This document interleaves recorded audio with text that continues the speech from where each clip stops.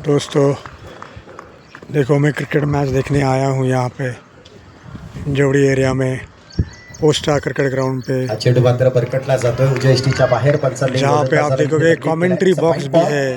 अवंतर धाव ये है कमेंट्री बॉक्स। धावसंख्या 62 और यहाँ पे देखो, आप देख रहे हैं ऑर्गेनाइजर राजू कोतवाल, हमारे दोस्त जिन्होंने और उनकी टीम जिन्होंने ये ऑर्गेनाइज किया है। और ये कमेंट्री बॉक्स है और एक क्रिकेट मैच देखिए, जैसे इंटरनेशनल क्रिकेट होता है वैसे ही यहाँ पे मैच हो रहा है। और मुझे ऐसा लगता है ये ग्राउंड तो गहुंजे ग्राउंड से भी मुझे अच्छा लग रहा है। इसका जो सेटिंग है देखिए, ऐसा सेटिंग आप कहीं भी नहीं देखेंगे पूरे पुणे सिटी में। यहाँ कैमरे भी लगा है और ये मैच लाइव चल रहा है। ये देखिए बैट्समैन, देखिए बैट्समैन क्लोजअप में ले रहा हूँ, देखिए बॉलर का भी देखिए क्लोजअप। बढ़िया चेंडू ऑफसाइडला खेळण्याचा प्रयत्न, मिड विकेट मध्ये क्षेत्ररक्षक डीप मध्ये तैनात, सिंगल पुन्हा एकदा 5 चेंडूंमध्ये 5 सिंगल आणि त्यामध्ये देखिए कमेंट्री बता रहे हैं कि 5 बॉल में 5 रन लिए हैं। रोहित हडके आप देख सकते हैं यहाँ पे पेविलियन भी है, धावसंख्या होती 364, टीम बैठे हुए हैं। और यहाँ पे देखिए, और अब बॉलिंग करे एक स्पिनर,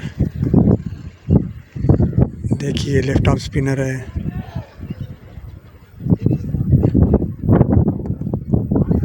ये बढ़िया शॉट लगा है देखिए, दिशेने आणि त्या दरम्यान अप्रतिम क्षेत्ररक्षण, ज्याचं क्षेत्ररक्षण अथवा फटका चांगला आप सुन रहे मेरे साथ, एक कमेंट्री भी बहुत बढ़िया कमेंट्री चल रही जर है। चांगला खेळणार आहे त्याच्यासाठी तर टाळ्या वाजवायला काही हरकत नाही, आणि क्रिकेटच्या मैदानामध्ये टाळ्या वाजवायला जायचंच नाही। क्रिकेटच्या मैदानाच्या बाहेर गेलं कोणी सांगितलं तरी वाजवायचं, हा स्वभाव दोष आहे। बाहेर टाळ्या वाजवतात, रोडवरती कोणी टाळ्या वाजवत नाही।